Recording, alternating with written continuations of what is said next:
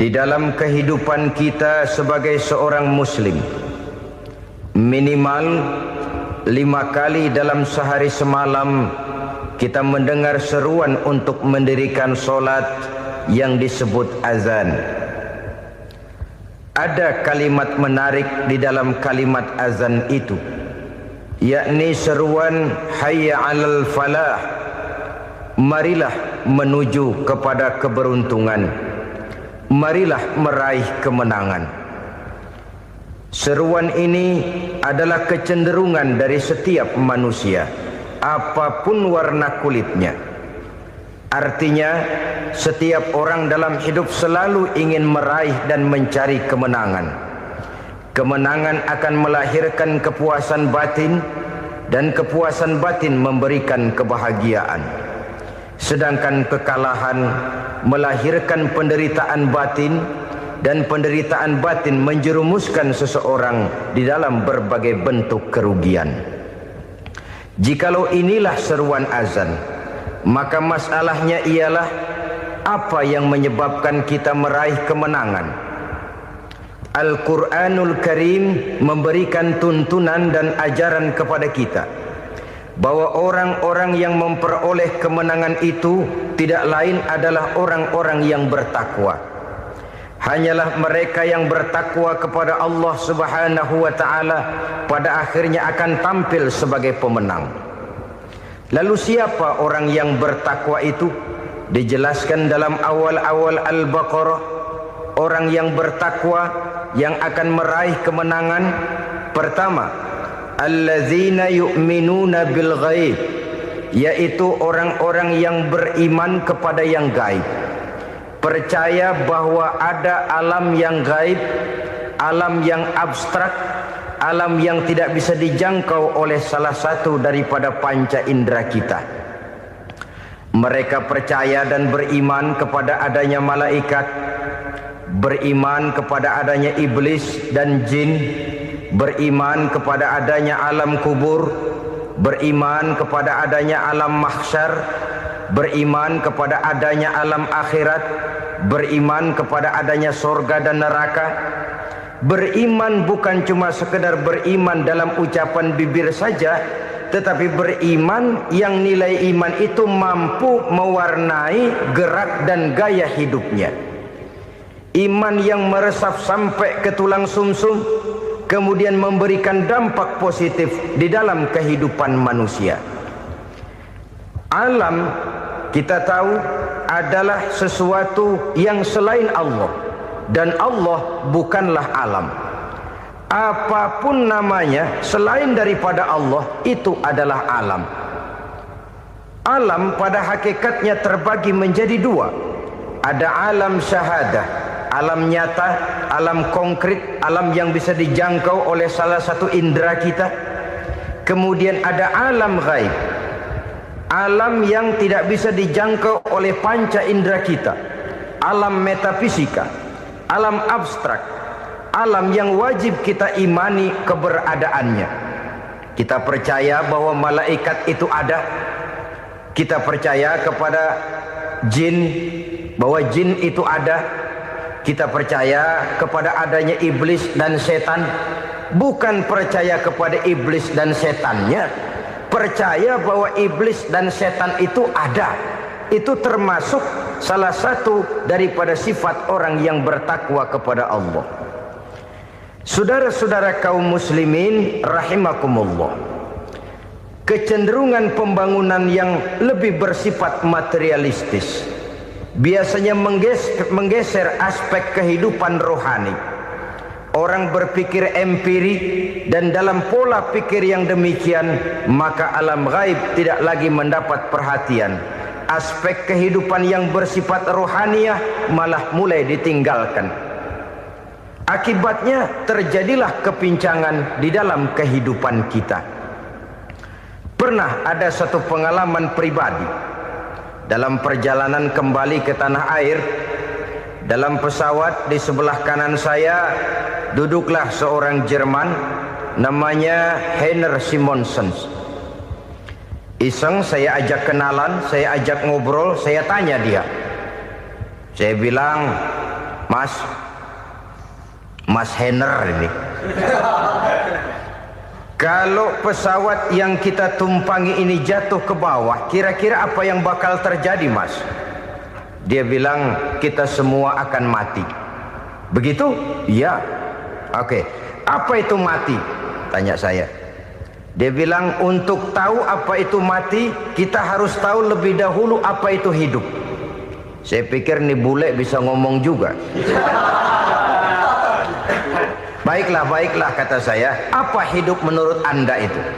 Oh, hidup itu dia bilang, kalau seluruh anggota badan kita bekerja secara normal, paru-paru memompa darah secara normal, jantung berdetak secara normal, sel-sel tubuh bekerja secara fit, dan organisme tubuh hanya mau bekerja secara normal, dia bilang, kalau kita memberi makan yang cukup, menu yang teratur, dan gizi yang lengkap. Saya bilang, kesimpulannya apa, Ner? Dia jawab, hidup adalah dari tangan ke mulut. Life is from the hand to the mouth, kata dia. Hidup adalah dari tangan ke mulut. Jadi masalah hidup tidak lebih daripada masalah isi perut. Orang pergi pagi, pulang sore, peras keringat, banting tulang, perut yang dibelain. Saya bilang, you are wrong. Sampean salah, Ner. Kamu orang Islam bukan? Bukan. Pantas. Kenapa saya salah? Dia bilang, ya jelas salah. Salahnya di mana? Kamu ini manusia. Kalau hidup cuma dari tangan ke mulut, saya bilang, kambing di kampung saya juga begitu pikirannya, Ner. Itu kambing di kampung saya, asal perutnya kenyang, sudah hidup dia.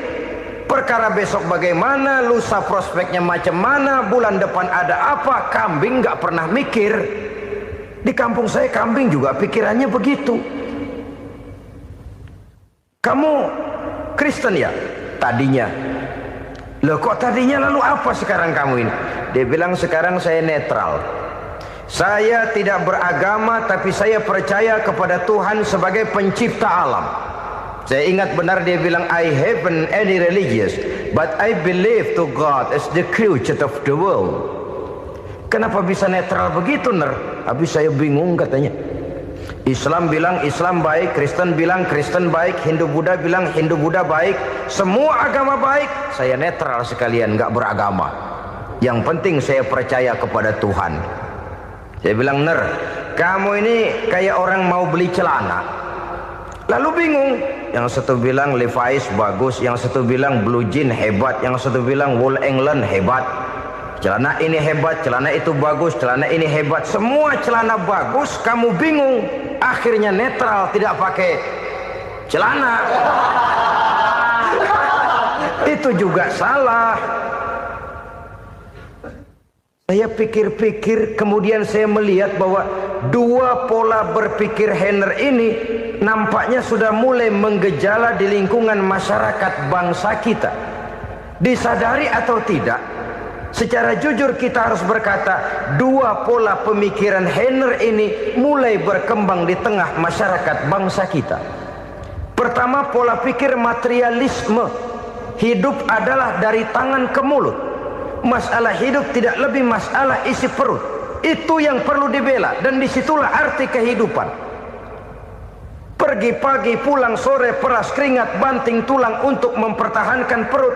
Kalau sudah kemari cara orang berpikir, maka buat apa percaya kepada yang gaib? Untuk apa sholat? Untuk apa puasa? Untuk apa zakat?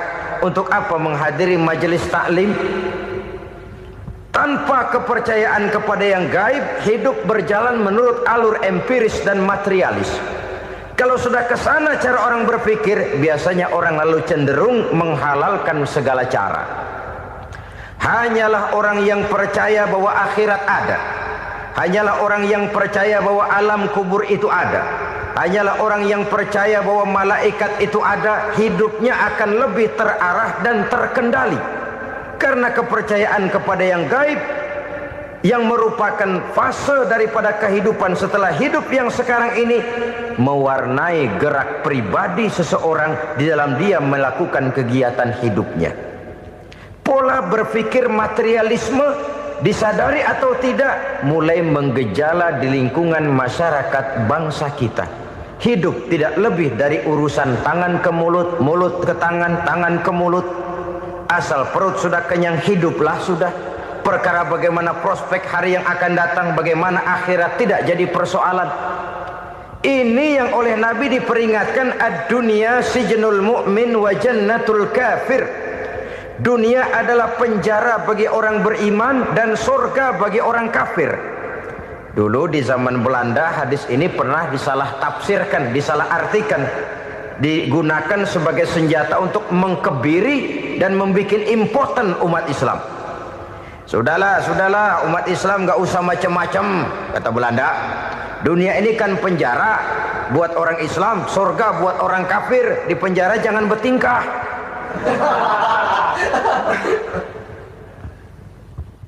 Pengertiannya tidak begitu. Dunia adalah penjara bagi orang mukmin. Artinya dalam kehidupan dunia seorang mukmin tidak bebas memperturutkan hawa nafsunya. Di penjara hawa nafsunya itu. Sebaliknya surga bagi orang-orang kafir. Buat orang kafir surgalah dunia ini. Mereka bebas memperturutkan hawa nafsunya. Dilarang tidak terlarang, dicegah pun tidak tercegah. Mereka hidup menurut alur bisikan nafsu mereka sendiri. Kemudian bila ajal datang, maut merenggut nyawa, selesailah surganya sampai di situ. Maka bagi orang-orang yang tidak percaya kepada adanya akhirat, kepada adanya alam gaib, surganya sebatas umurnya. Sekali lagi, surganya sebatas umurnya. Bila umur selesai, ajal pun datang merenggut nyawa, selesailah sudah surganya sampai di situ. Alangkah pendeknya perjalanan orang-orang yang tidak percaya kepada alam gaib ini. Bagi kita mukmin, jikalau kita mampu memenjarakan hawa nafsu, kita bisa bahagia di dunia ini. Dan Islam memang tidak menyuruh kita sengsara di dunia. Raih dunia, kejar dunia, gapai dunia sebagai alat untuk mencapai kebahagiaan di akhirat nanti. Hidup adalah satu perjalanan panjang yang terbentang sejak kita terlahir dari alam rahim sampai kepada alam akhirat nanti. Andai kata kita gagal meraih kebahagiaan di dunia, toh kita masih punya akhirat. Tapi jangan jadi dalil yang melemahkan semangat. Biarin dah kita di dunia kebelangsak, yang penting akhirat. Akhirnya dunia benar-benar kebelangsak. Bagaimana dunia ini bisa kita raih, dan bagaimana meraih dunia untuk menunjang kepentingan akhirat nanti. Yang kedua, dari pikiran Heiner yang saya lihat menggejala di lingkungan masyarakat bangsa kita, timbulnya manusia-manusia netral. Seolah-olah Tuhan yes, agama no. Sama Tuhan percaya, agama ogah. Tuhan ngangguk, giliran agama godeng. Padahal hampir dalam setiap ayat dalam Quran, kata-kata amanu biasanya bergandeng dengan wa amilus sholihat. Iman dan amal soleh.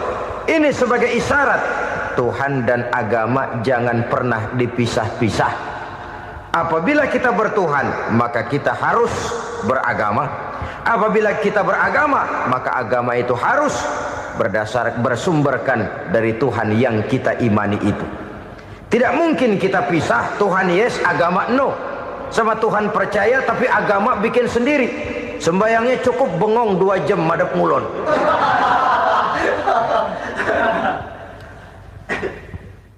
Saudara-saudara kaum muslimin rahimakumullah.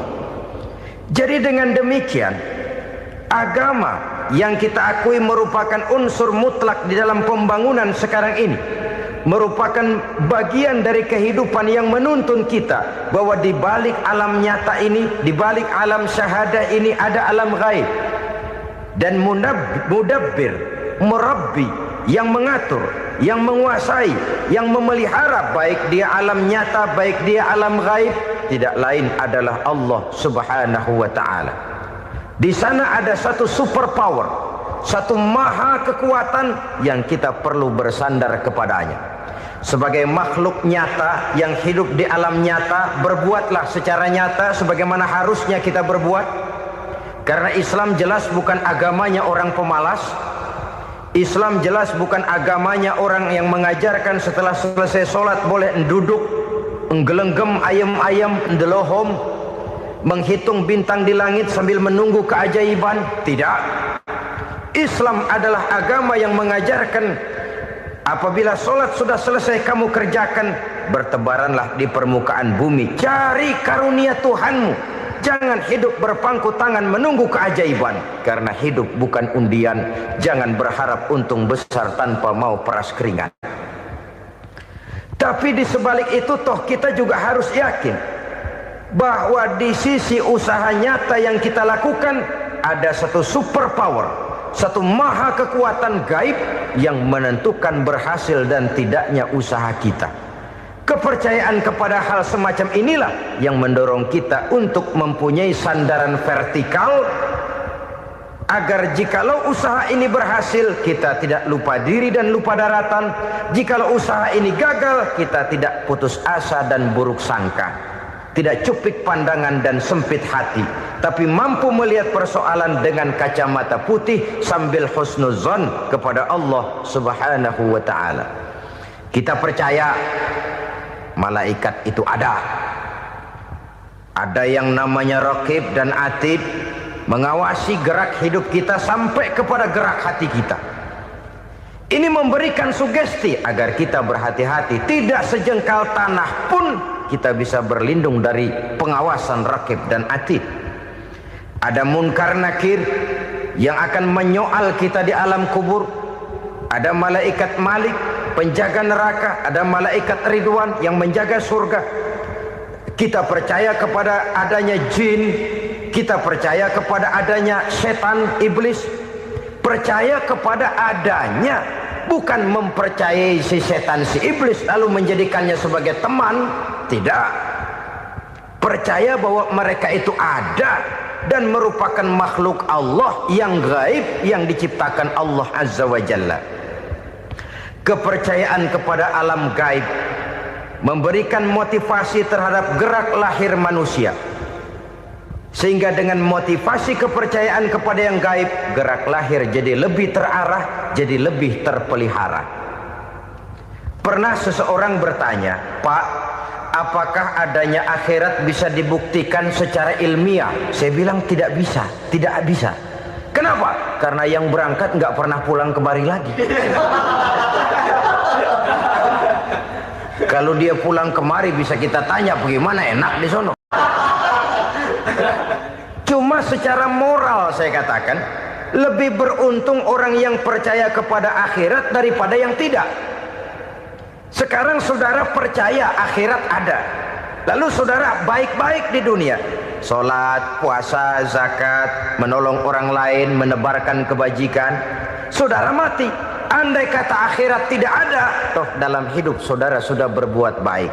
Paling tidak nama saudara akan dikenang sebagai orang baik. Sebaliknya, saudara percaya, kata saya, bahwa akhirat tidak ada, lalu hidup semau-maunya, tenggelam dalam maksiat dan munkarat, menentang Allah, tidak mau ruku dan sujud. Lalu saudara mati, kemudian akhirat ada. Ayo, mau apa? Bekal tidak punya. Jadi secara moral lebih beruntung orang yang percaya kepada adanya akhirat daripada yang tidak percaya. Dan itu alam gaib yang tidak bisa dibuktikan secara eksat. Jangankan untuk membuktikan seperti itu, dalam kehidupan sehari-hari saja yang kita rasakan tidak selalu berbentuk toh. Angin, bagaimana sih bentuknya angin? Kita tidak tahu. Merah, buktinya kalau dikerok merah. Yang merah itu kulit, yang kulit kita bukan anginnya. Sakit, rasa sakit itu ada, tapi bagaimana bentuk sakit kita nggak pernah tahu. Kalau kita makan cabai pedas, bagaimana bentuk pedas itu tidak ada, tapi rasa ada. Bentuk pedas hijau, cabenya bukan pedasnya. Tidak semua yang kita rasakan bisa kita gambarkan dalam bentuk yang konkret. Oleh karena itu, sekali lagi bahwa kepercayaan kepada alam yang gaib mampu memberikan satu sugesti yang menata kehidupan seseorang lebih lurus, lebih terarah, dan lebih terkendali. Maka wajar kalau kepercayaan kepada yang gaib mengantarkan seseorang untuk meraih kemenangan. Kenapa? Dia percaya kepada yang gaib, bahwa akhirat ada, bahwa alam kubur ada, bahwa pertanggungan jawab itu ada. Maka dia lalu tidak hidup saenae udele dewe, itu loh. Tidak hidup menurut seleranya sendiri, terarah, teratur. Ini cirinya yang pertama. Orang bertakwa yang akan meraih kemenangan, mereka beriman, mereka percaya kepada yang gaib. Bahkan hal-hal konkret saja selalu berangkat dari yang gaib. Saudara-saudara, para remaja, para pemuda sekarang ini tidak pernah tahu toh siapa yang akan jadi teman hidup saudara. Kita bisa saja ngerancang, mentargetkan, tapi toh akhirnya yang namanya jodoh bukan kekuasaan kita. Rezeki di luar kemampuan kita. Begitu juga ajal, maut, jodoh, ajal adalah contoh-contoh konkret bahwa pada akhirnya yang gaiblah yang menentukan. Bertahun-tahun ngelancong, emang jodoh seret, nggak jadi.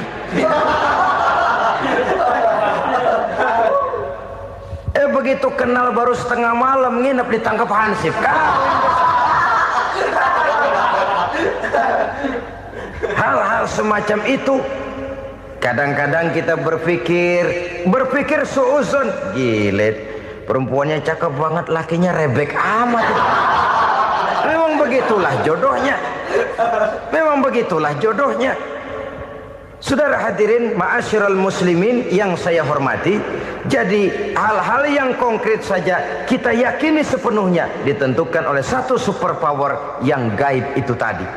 Dari sanalah segala ketentuan itu berangkat dan kesanalah segalanya akan kembali.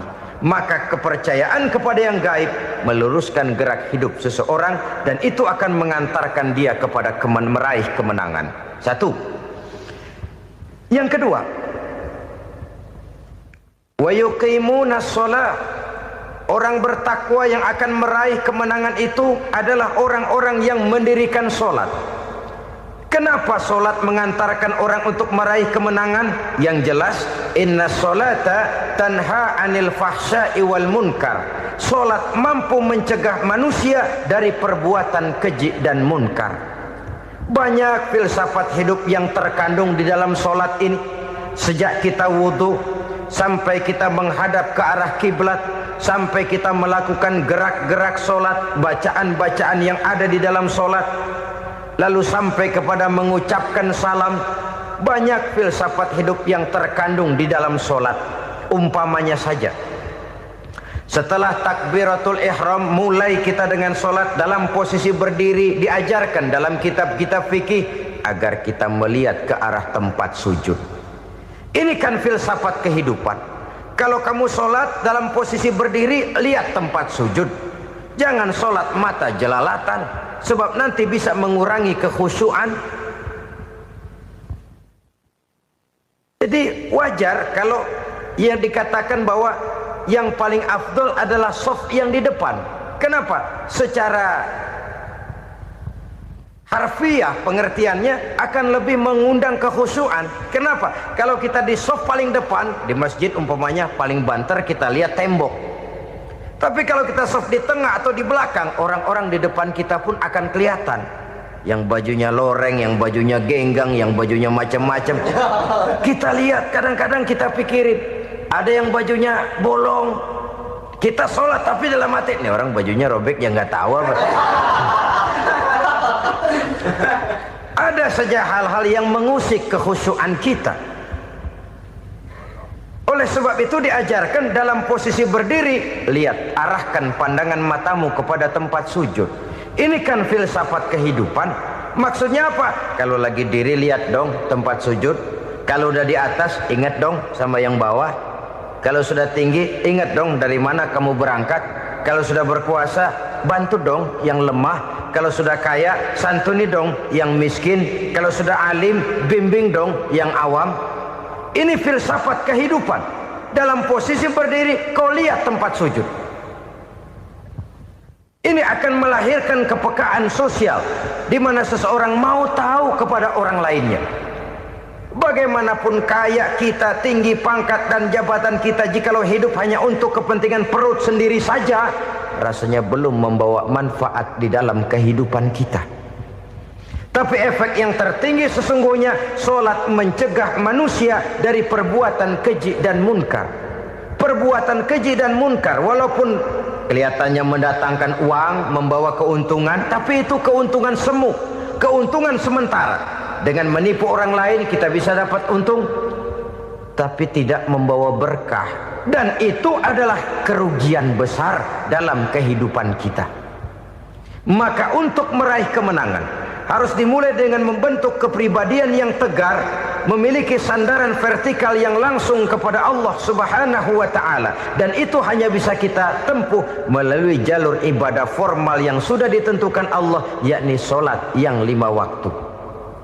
Untuk memperkuat itu, ada solat-solat sunnah, rawatib, nawafil, sebagai terminal-terminal kontrol cadangan untuk memelihara stabilitas temperatur batin di dalam kita berhubungan dengan zat yang maha gaib, yaitu Allah Subhanahu wa ta'ala. Orang sering bertanya, Pak, itu tetangga saya nggak sholat, duitnya nggak habis-habis, Pak. Nggak sholat tapi mobilnya tambah terus. Nggak sholat tapi usahanya makin maju. Tapi di sisi lain ada orang yang rajin sholat, rezekinya butak bener. Anaknya mana kurus, mana korengan. Saudara hadirin ma'asyiral muslimin rahimakumullah. Harus saya katakan bahwa solat memang bukan untuk cari duit. Solat adalah sandaran vertikal kita kepada Allah. Sedangkan soal rezeki itu berkaitan dengan sifat Allah maha pengasih dan maha penyayang. Allah maha pengasih, siapapun dikasih kalau mau usaha. Allah maha penyayang, tidak semua orang disayang oleh Allah Azza wa Jalla. Dan belum tentu banyak harta itu merupakan nikmat. Mungkin juga istidraj. Artinya istidraj itu dikasih tapi diambulin, kalau bahasa Betawinya itu. Dikasih tapi diambulin, itu bukan merupakan nikmat sesungguhnya, lebih merupakan azab dari Allah Subhanahu wa ta'ala.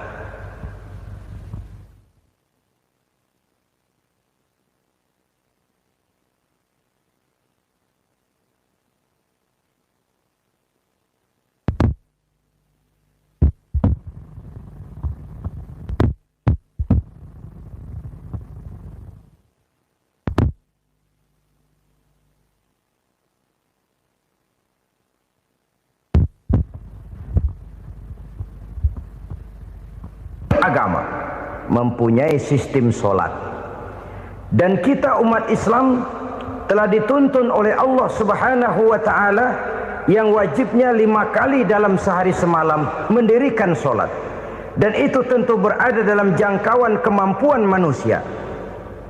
Pada awalnya barangkali kita memang merasa solat itu satu kewajiban, tapi semakin kita hayati makna, manfaat dan filsafat yang terkandung di dalam ajaran solat, semakin sampai kita kepada keyakinan bahwa solat adalah keperluan kita.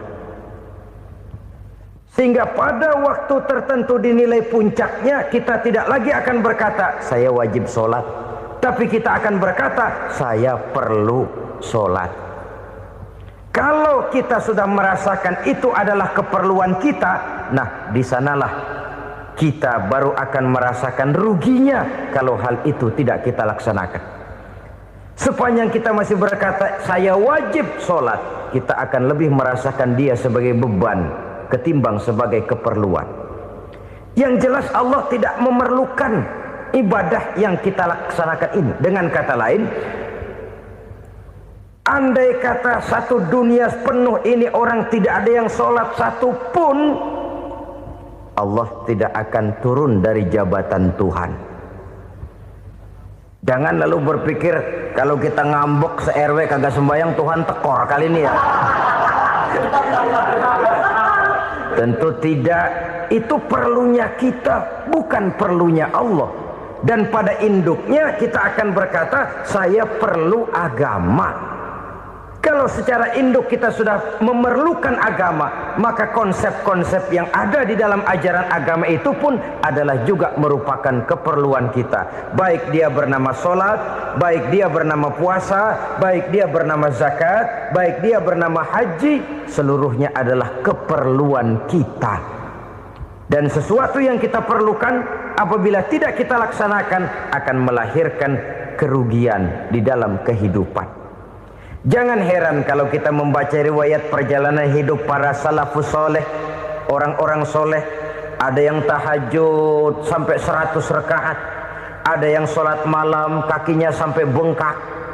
Kita sekalinya bengkak biri-biri.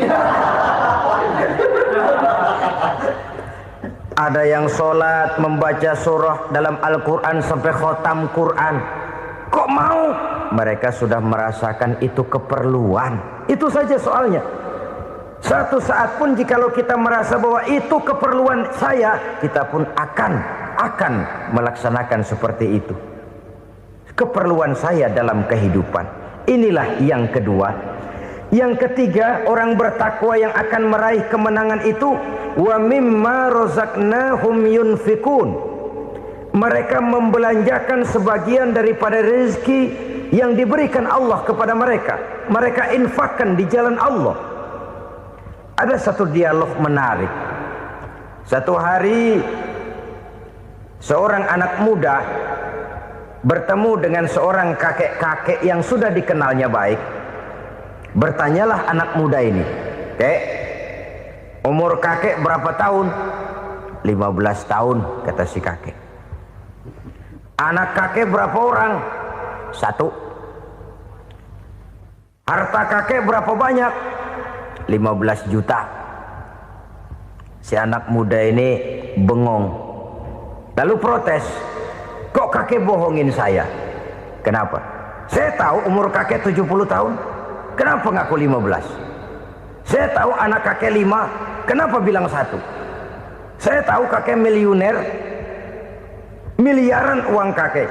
Kenapa ngaku cuma 15 juta? Begini, kata si kakek tadi.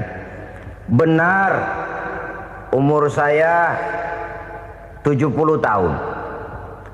Tapi dari umur yang 70 tahun itu baru 15 tahun terakhir ini saya merasakan ibadah kepada Allah. Meninggalkan maksiat, jauh dari segala macam munkarat. Maka yang 15 tahun inilah yang benar-benar saya rasakan sebagai umur saya. Benar anak saya 5, tapi yang 4 susah diatur. Cuman 1 rasanya nih yang bakal jadi si buah hati belahan jantung pelanjut cerita penerus sejarah. Cuma 1 ini yang saya harapkan, yang akan jadi anak soleh, yang akan membuat saya menerima pensiunan pahala. Kalau yang 4 apek dah, nggak ada harapan. Yang 1 nyekek botol melulu. Oh begitu, iya. Lalu kenapa kakek bilang harta kakek cuma 15 juta padahal saya tahu kakek uangnya miliaran, depositonya banyak? Ya karena 15 juta itulah yang saya ingat yang pernah saya belanjakan di jalan Allah. Saya merasa itulah harta saya yang sebenarnya. Yang miliaran yang saya simpan di bank kelak, kalau saya satu saat saya mati, akan jadi rebutan di antara anak-anak saya. Iya kalau anak saya soleh kayak yang 1 ini. Kalau yang 4 tadi udah tulen dia bakal berantem dah berebut tuh. Jadi 15 juta yang saya belanjakan di jalan Allah inilah yang saya merasakan benar-benar harta saya yang sesungguhnya. Dialog ini patut menjadi bahan renungan kita bersama. Diberikan kita umur 40, 50, 60, 70, 80. Berapa tahun dari umur yang diberikan itu yang jalan mulus, yang kita gunakan untuk melaksanakan ibadah? Banyak harta kita simpan di bank, di lemari, di dompet, di tas. Tapi berapa yang sudah kita depositokan di jalan Allah yang akan menemani kita di hari kita kembali nanti? Maka orang bertakwa yang akan meraih kemenangan, wa mimma razaqnahum yunfikun, mereka membelanjakan sebagian dari rezeki yang diberikan Allah di jalan Allah Subhanahu wa ta'ala. Ma'asyiral muslimin rahimakumullah, zahirnya memang kita memberikan kepada orang lain, tapi hakikatnya kita menyimpan untuk diri kita sendiri. Kita memberikan kepada yatim piatu 25.000, zahirnya kita memberikan si yatim, hakikatnya kan kita cuma nyimpan. Saya berikan, titip kepadamu, ini untuk saya di akhirat. Kau boleh belikan baju, kau boleh belikan untukmu makan, kau boleh bayarkan sekolahmu. Ini untuk saya. Hakikatnya kita nyumbang masjid 1 juta, zahirnya kita berikan kepada panitia masjid, tapi hakikatnya kan cuma titip. Titip 1 juta ya, untuk saya di alam kubur nanti. Silakan kau boleh belikan semen, ini uang, belikan besi, belikan pasir. Saya cuma sekedar titip untuk kepentingan saya. Hakikatnya kita cuma sekedar menitip. Sebagaimanapun pada hakikatnya, apapun yang kita miliki dalam kehidupan kan cuma sekedar hak guna pakai, bukan hak milik mutlak. Harta kita, rumah kita, kendaraan kita, kebun kita, pabrik kita, hak guna pakai saja. Hak milik mutlak cuma untuk Allah Subhanahu wa ta'ala. Saudara-saudara kaum muslimin rahimakumullah, ini yang ketiga. Kemudian yang keempat, orang-orang bertakwa yang akan meraih kemenangan, allazina yu'minuna bima unzila ilaika, mereka yang beriman, mereka yang percaya kepada apa yang telah diturunkan kepadamu Muhammad, ay Al-Quran, yakni Al-Quranul Karim. Setelah percaya kepada yang gaib, mendirikan solat, kemudian menginfakkan sebagian dari rezeki yang diberikan Allah, mereka juga lalu percaya kepada yang diturunkan terhadap Nabi, yaitu tidak lain Al-Quranul Karim. Sekali lagi di sini, percaya bukan hanya sekedar percaya saja, tetapi percaya lalu menjadikan Al-Quran itu sebagai pedoman hidup. Sebab memang Al-Quran itu adalah GBHM, garis-garis besar haluan muslim. Apa yang harus kita lakukan, apa yang harus tidak kita lakukan, bagaimana mestinya kita bertingkah laku dan berbuat, seluruhnya tercantum di dalam Al-Quranul Karim.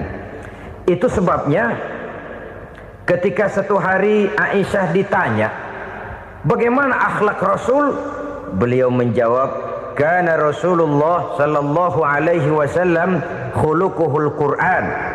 Akhlak daripada Rasulullah tidak lain adalah Al-Quran. Jawaban simpel ini memberikan gambaran bahwa keseluruhan daripada konsepsi Quran sudah diterjemahkan dalam kehidupan Rasulullah sallallahu alaihi wasallam. Karena kita tahu akhlak adalah keseluruhan dari gerak hidup manusia. Sejak ia berpribadi, berumah tangga, bertetangga, bermasyarakat, sampai kepada berbangsa dan bernegara, Al-Quran tetap memberikan sentuhan nilainya. Oleh karenanya, orang-orang yang bertakwa adalah orang-orang yang menjadikan Al-Quran sebagai pedoman dalam kehidupannya. Dan kita yakini Al-Quran diturunkan kepada Nabi Muhammad bukan merupakan produk Nabi Muhammad. Isi dan redaksinya langsung dari Allah Subhanahu wa ta'ala. Kemudian cirinya yang kelima, orang bertakwa yang akan meraih kemenangan itu, wa ma unzila min qablika. Tidak hanya sekedar percaya kepada yang diturunkan terhadap Nabi Muhammad, yaitu Al-Quran, mereka juga percaya kepada apa yang pernah diturunkan kepada para nabi, kepada para rasul sebelum Nabi Muhammad. Percaya kepada adanya suhuf, percaya kepada adanya Taurat, percaya kepada adanya Injil, percaya bahwa Allah dahulunya sudah menurunkan Taurat kepada Musa, percaya bahwa Allah sudah menurunkan Injil kepada Isa, percaya Injil ada, Taurat ada, diturunkan Allah untuk Isa dan Musa, tetapi tidak wajib mengamalkannya karena kita sudah diberikan Al-Quranul Karim. Ini yang perlu saya garis bawahi. Kita percaya Allah telah menurunkan Injil dahulu kepada Isa. Kita percaya bahwa Allah telah menurunkan Taurat dahulunya kepada Nabi Musa. Kadang-kadang ini dijadikan dalih, dikacaukan pengertiannya. Quran saja mengajarkan bahwa orang yang bertakwa harus percaya kepada Injil, maka pakailah Injil. Apalagi kalau ayat sebelumnya ditilap, dihapus, dihilangkan, Injilnya yang ditekankan, maka akan terjadilah penekanan yang salah arah. Karena salah arah akhirnya bisa merusak dan menghancurkan akidah. Ketika Rasul suatu saat pernah ditanya orang, "Ya Rasul, bagaimana sikap kita sebagai muslim terhadap Injil yang ada sekarang?" Beliau menjawab, "La tukadzibuhu jami'an wa la tusaddiquhu jami'an." Jangan didustakan seluruhnya, jangan juga dibenarkan semuanya.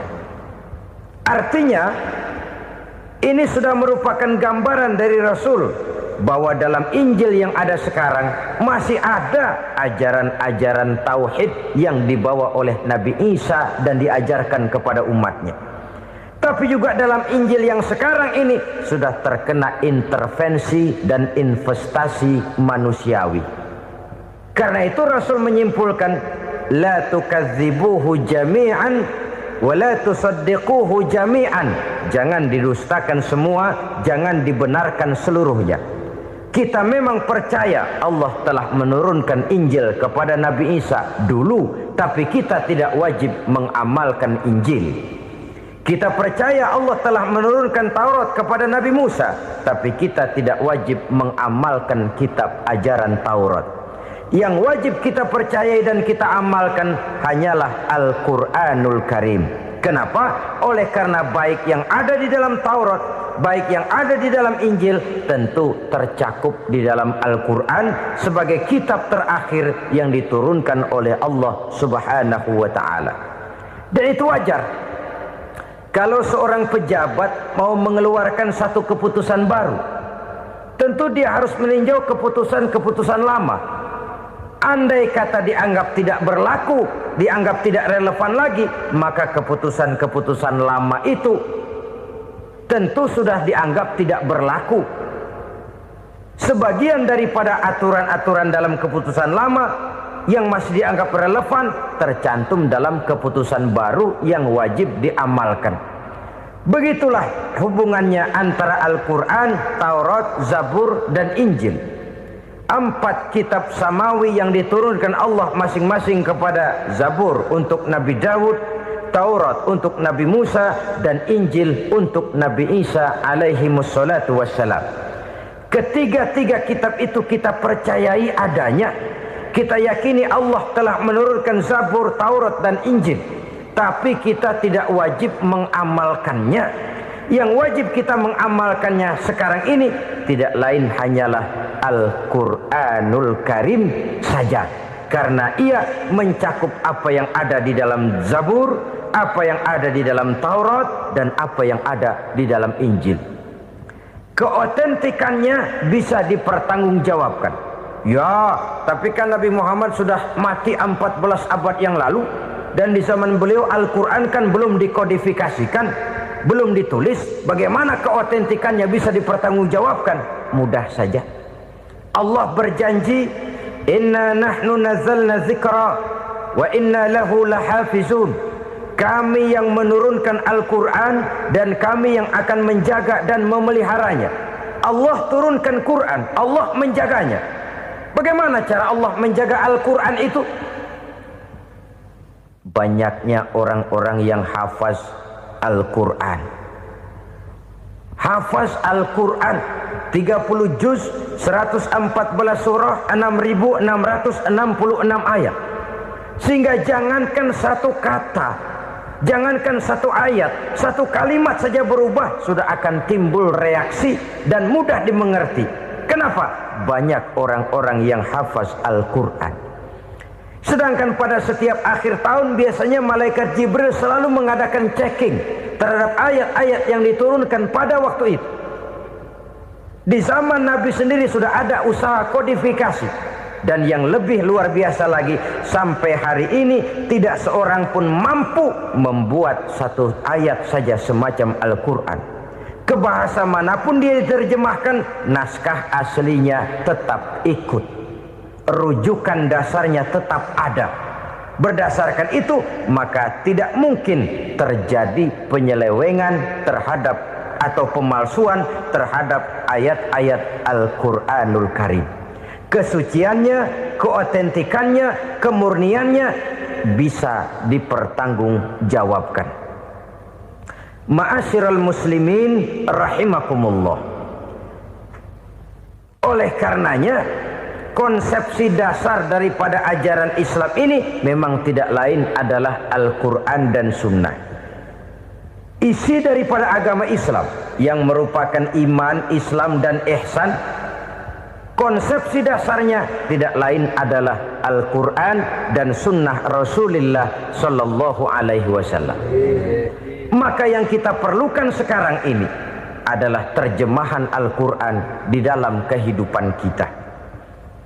Dengan demikian, maka gaya kehidupan yang lebih Qurani itulah yang kita dambakan. Kita perlu memang terjemahan Quran dalam bahasa Inggris, dalam bahasa Belanda, dalam bahasa Jepang, tapi yang lebih kita perlukan adalah terjemahan Quran di dalam kehidupan kita. Konsekuen, tidak memanipulasi, ringan sama kita jinjing, berat sama kita pikul. Jangan kalau lempengan ayat Quran tuh kira-kira enak diamalin, keras teriakan kita. Giliran kira-kira ayat Quran itu mukul kepala kita sendiri, diam kita. Itu ciri yang pernah disindir Allah dalam awal-awal Baqarah juga. Ciri beragamanya orang yang munafik. Kullama adha'a lahum masyawfih, kata Allah. Wa iza azlama alaihim qamu. Apabila terang mereka jalan, apabila gelap mereka berhenti. Artinya, kalau kira-kira di Islam nguntungin, rame-rame pada teriak Islam. Tapi ketika diminta untuk berjuang, ketika dituntut untuk berkorban, rame-rame mengundurkan diri. Nasib agama tidak ubahnya seperti daun pisang yang dikait orang di tepi jalan lantaran tak berpayung di ketika hari hujan.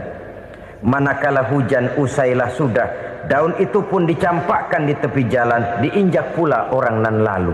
Artinya, orang menjadikan agama cuma sebagai lipstick, decoration only, tidak konsekuen. Hanya pada saat-saat kelihatannya Islam membawa keuntungan, rame-rame orang teriak-teriak tentang Islam.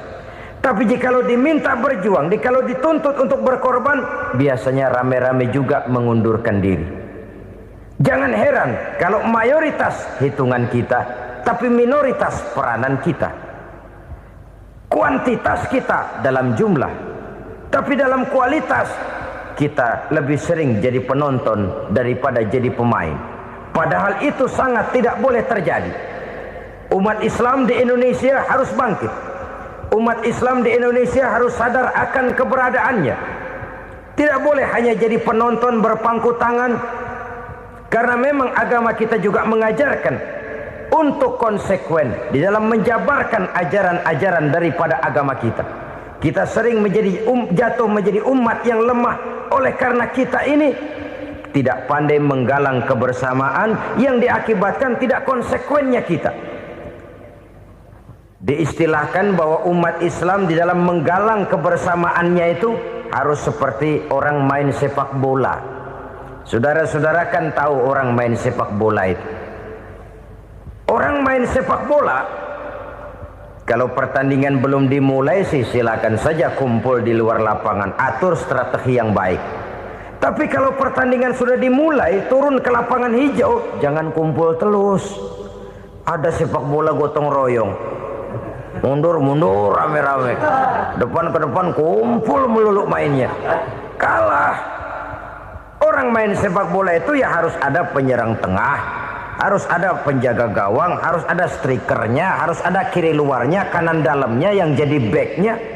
Posisi boleh bermacam-macam, tapi yang penting saling ngoper untuk menggolkan gawang lawan. Begitulah umat Islam ini. Boleh ada yang jadi pejabat, boleh ada yang jadi pengusaha, boleh ada yang jadi petani, silakan ada yang jadi seniman, ada yang jadi penyair, ada yang jadi artis sekalipun. Tapi kalau sudah berhasil menguasai bola, jangan lupa operannya. Operan itu yang langka. Kita ini muslim kadang-kadang kalau sudah memegang menguasai bola, kalau belum mau mampus, belum mau ngoper. Nanti kalau sudah nggak punya bola, baru mau ngoper. Kalau sudah dengar-dengar mau dekat pensiun, baru mau jihad, baru mau berjuang, baru mau ngurus pesantren. Tanda tangan sudah tidak laku, memo sudah tidak dihargai, baru mau berjuang. Kemarin kemana, Mas? Kita tidak pandai memanfaatkan posisi. Dengan kata lain, kalau kembali kepada persoalan kita, konsekuensi kita terhadap agama yang kita anut ini belum ideal. Kita masih lebih sering berislam ini pada saat-saat yang menurut perhitungan kita membawa keuntungan. Tapi kalau diminta berjuang, dituntut berkorban, yang itu pun hakikatnya adalah untuk kepentingan kita juga. Allah tidak pernah menuntut kita untuk jihad bagi kepentingan Allah, itu tidak.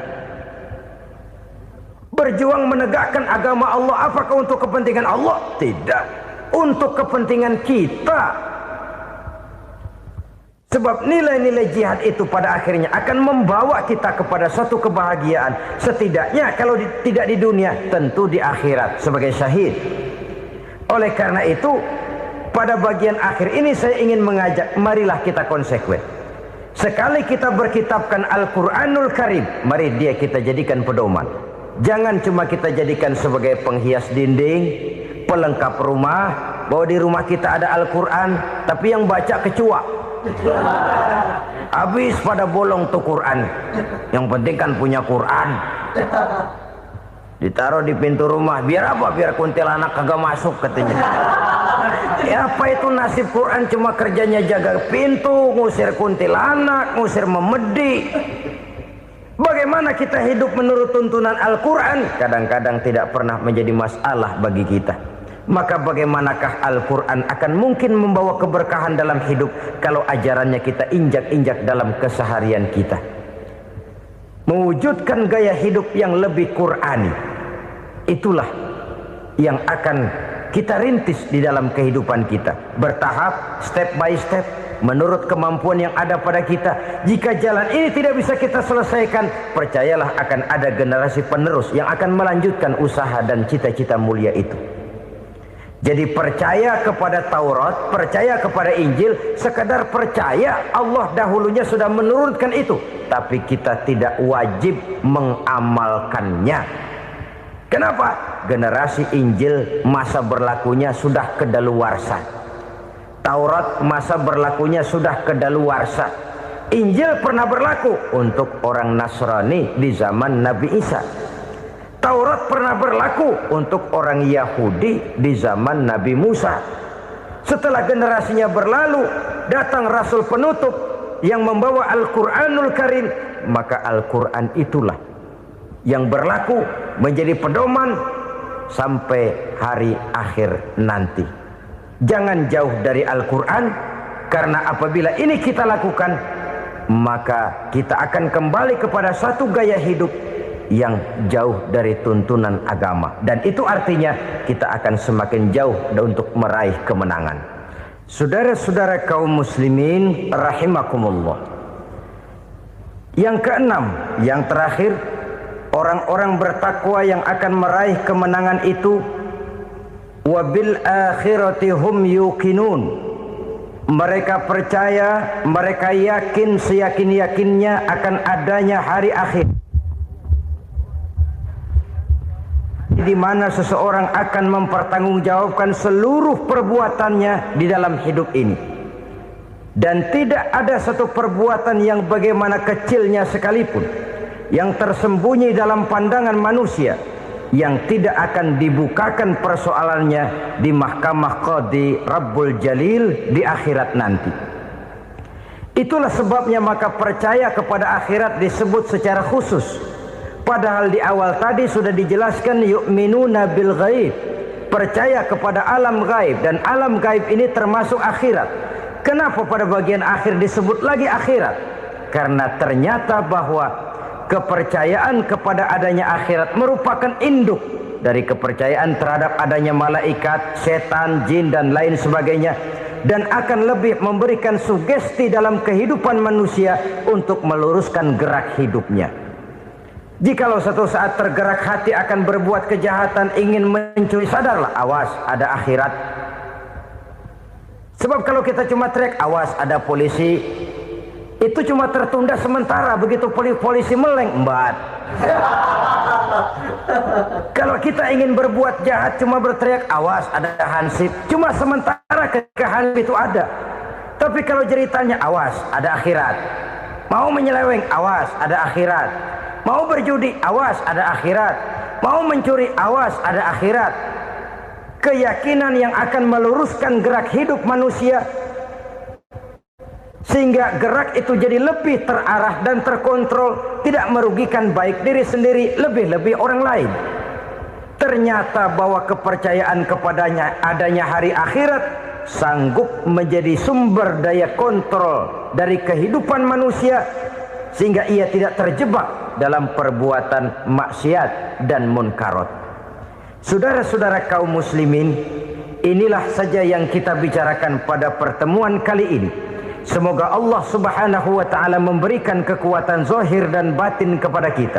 Amin. Untuk dapat meraih kemenangan dengan beriman kepada yang gaib, mendirikan solat, membelanjakan sebagian dari rezeki yang diberikan Allah, percaya kepada Al-Quran, beriman kepada kitab-kitab yang diturunkan sebelum Al-Quran, lalu meyakini adanya hari akhirat. Saya percaya kepada sesuatu yang saya mengerti, sesuatu yang boleh dipelajari sejak TK sampai perguruan tinggi, sejak anak-anak sampai kakek nenek. Saya bukan percaya kepada sesuatu yang saya tidak mengerti tapi yang harus saya percaya. Saya justru percaya kepada sesuatu yang memang saya mengerti.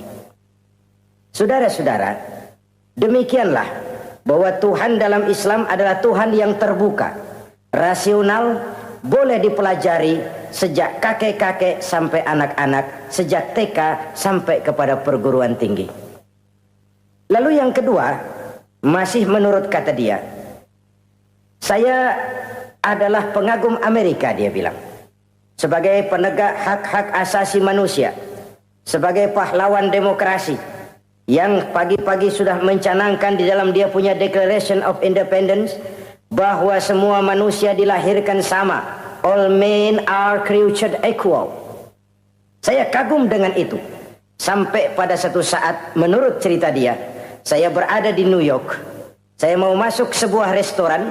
Saya tertegun ketika saya akan masuk. Di pintu restoran itu tertulis white only, white only, hanya melayani kulit putih.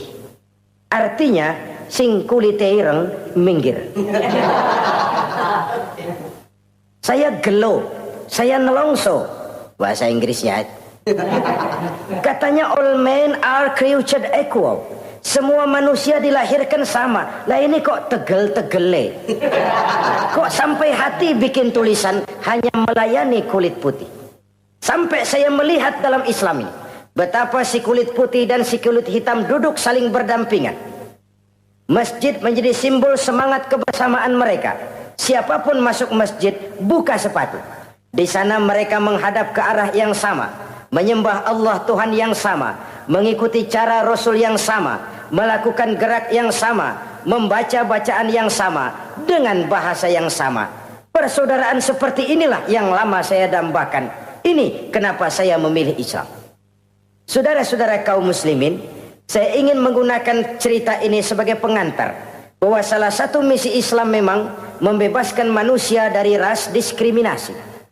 Nabi menyatakan, innallaha la yanzuru ila suwarikum wa amwalikum, walakin yanzuru ila qulubikum wa a'malikum. Sungguh Allah tidak melihat tampangmu, Allah tidak melihat potonganmu, Allah juga tidak melihat hartamu. Yang Allah lihat adalah hati dan amal perbuatanmu. Islam membebaskan manusia dari ras diskriminasi. Dari manapun orang datang, apapun warna kulitnya, dari suku apapun ia dilahirkan, akidah mengikatnya dalam satu persaudaraan yang mesra, persaudaraan Islam. Nilai manusia dengan demikian bergantung kepada ketakwaannya. Takwa, seperti kita tahu, adalah bahasa Quran yang sudah menjadi bahasa kita. Sedemikian sering kalimat ini dipakai, sampai-sampai ia mengalami pergeseran dari arti yang sebenarnya. Takwa, sejauh yang kita baca dari peninggalan para ulama kita, mempunyai konotasi imtithalul awamir wajtinabun nawahi. Melaksanakan seluruh yang diperintah Allah dan meninggalkan semua yang dilarangnya. Apa perbedaan prinsipnya? Kalau melaksanakan perintah itu sesuai dengan kemampuan, tapi menjauhi larangan itu mutlak. Enak kalau ada ayat jauhilah larangan Allah semampu kamu, enak. Yang semampu kita itu melaksanakan perintah, tapi kalau sudah meninggalkan larangan mutlak, jauhi, tinggalkan. Disitulah nilai ketakwaan seseorang. Ini kan enggak, karena takwa digunakan oleh semua orang, akhirnya artinya bergeser. Semua ngomong takwa. Pejabat kalau dilantik bertakwa, bertakwa, bertakwa, sampai membleh bertakwa. Setelah pelantikan mata takwa ngalor dia ngidul. Harus dikembalikan kepada pengertian asalnya. Takwa itu adalah komitmen seseorang kepada perintah Allah dan komitmen meninggalkan yang dilarangnya sesuai dengan kemampuan. Di situ nilai manusia dalam pandangan Allah. Yang tadi Nabi katakan, Allah nggak lihat potongan kita, Allah nggak lihat harta kita. Yang Allah lihat adalah hati dan amal perbuatan. Dan itulah takwa itu. Maha benar Allah dengan firman-Nya yang menyatakan, inna akramakum indallahi atqakum. Yang paling mulia di antara kamu dalam pandangan Allah adalah orang yang paling bertakwa kepadanya. Sering sekali sekarang ini kalimat agama digunakan untuk maksud yang tidak sama dengan maksud agama. Ya contoh kalimat takwa ini. Atau misalnya kita baca iklan, telah berpulang ke rahmatullah dengan tenang. Kalau dengan tenangnya sih boleh dah, mana ada orang mati kelojotan. Tenang. Tapi ke rahmatullah. Rahmatullah itu kan artinya kasih sayang Allah. Kasih sayang Allah itu kan surga. Kalau bajingan mati, enggak ke rahmatullah pulangnya. Kalau mau jujur mestinya telah pulang ke neraka. Kalau mau jujur, kalau mau pakai bahasa netral sopan, telah berpulang. Begitu sajalah. Pulang kemana? Ya sesuai dengan amalan dia. Tapi kita kadang salah kaprah menggunakan kalimat rahmatullah untuk yang tidak baik. Termasuk di dalamnya penggunaan kalimat takwa ini. Padahal disinilah nilai manusia dalam pandangan Allah. Kalau manusia dinilai dari potongannya, oh bintang film nomor 1 masuk surga. Kalau manusia dinilai dari hartanya, konglomerat nomor 1, kita mau belakangan, buncit banget gitu. Allah maha benar. Yang paling mulia di antara kamu dalam pandangan Allah, yang paling bertakwa kepadanya. Nah, apa sih sifat-sifat orang takwa itu? Ini yang akan kita bicarakan pada pertemuan kali ini. Berangkat dari surah Al-Baqarah ayat 3 sampai dengan ayat 5. Kita akan melihat 5 tanda orang-orang takwa itu. Apa dia? Pertama, allazina yu'minuna bil ghaib.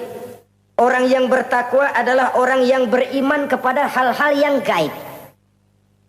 Kita tahu bahwa yang ada ini kan cuma 2 saja pada hakikatnya. Pertama Allah dan yang kedua alam. Allah adalah apa yang selain alam. Yang selain alam itu ya Allah namanya. Allah itu bukan alam dan alam bukannya Allah. Allah disebut Khalik, alam disebut makhluk. Kemudian alam ini kan ada 2 macam. Ada alam nyata, ada alam gaib. Ada alam syahadah, ada alam gaib. Alam nyata kita sebut dengan alam fisika, dan alam gaib kita namakan dengan alam metafisika. Termasuk dalam alam gaib ini kita wajib beriman. Akhirat, alam gaib, kita percaya akhirat itu ada. Alam kubur, alam gaib, kita yakini keberadaannya. Malaikat, alam gaib. Jin, alam gaib. Setan, genderuwo, memedi, kuntilanak, tuyul. Kita percaya kepada iblis, percaya bahwa iblis itu ada. Kita percaya kepada malaikat, percaya bahwa malaikat itu ada. Dan kepercayaan ini sudah nature. Kalau kita lihat dalam dunia animisme, orang dahulu menyembah pohon sebenarnya kan karena dia percaya bahwa pohon punya kekuatan. Kekuatan itu yang disembah untuk mengharap manfaatnya atau terhindar dari bahaya yang bisa ditimbulkannya. Orang menyembah api karena percaya di balik api itu ada kekuatan. Orang menyembah lautan begitu, orang menyembah gunung begitu. Nah, Islam mengarahkan ini kepada hal-hal yang lebih konkret. Percaya kepada alam gaib. Bahwa di balik alam nyata ini ada alam yang tidak nyata. Apakah itu namanya akhirat, alam barzah, malaikat, jin, itu semua termasuk di dalam alam yang gaib. Orang yang bertakwa, alladzina yu'minuna bil gaib. Dia percaya kepada yang gaib-gaib itu. Percaya tentang adanya. Bukan percaya kepada iblis lalu ngikutin si iblis, bukan. Kita percaya yang namanya iblis itu ada. Setan itu ada, jin itu ada, malaikat itu ada, alam kubur itu ada. Sebagai makhluk yang diciptakan oleh Allah dan Allah sebagai khalik. Baik alam syahadat, baik alam gaib, penciptanya tetap Allah Subhanahu wa ta'ala. Allah menciptakan siang, Allah ciptakan malam, Allah ciptakan yang baik, Allah ciptakan yang tidak baik. Apa perlunya? Ada manfaatnya untuk keseimbangan dalam alam ini. Manusia kan diberikan kebebasan bahwa segala sesuatu sudah ditentukan Allah memang, tapi kan tidak diberitahukan ke kita. Alam naj'al lahu 'ainaini wa lisana wa syafatain. Bukankah kami berikan kamu dua mata, dua telinga, lidah?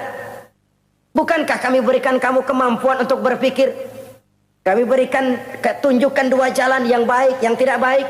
Kira-kira, manusia, ini jalan kebaikan, akhirnya akan sampai ke surga. Ini jalan kejahatan, akhirnya akan sampai ke neraka. Silakan kamu memilih. Agar kamu tidak salah pilih, kami berikan otak. Kami turunkan Rasul, kami turunkan wahyu, kami turunkan agama. Kalau sudah semikian komplitnya, masih salah pilih juga, emang dasar rezeki bonyok. Dikasih otak, diturunkan Nabi dan Rasul, diturunkan wahyu, ditunjukkan jalan kebenaran.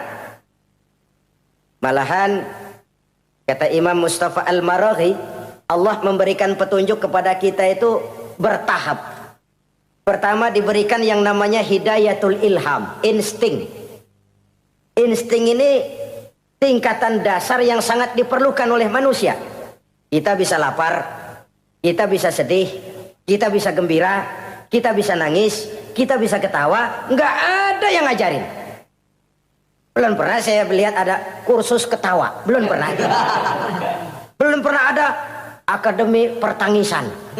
Nggak ada. Itu insting yang kita bawa sejak lahir. Dan anehnya ketawa tiap orang nggak sama, nangis tiap orang nggak sama.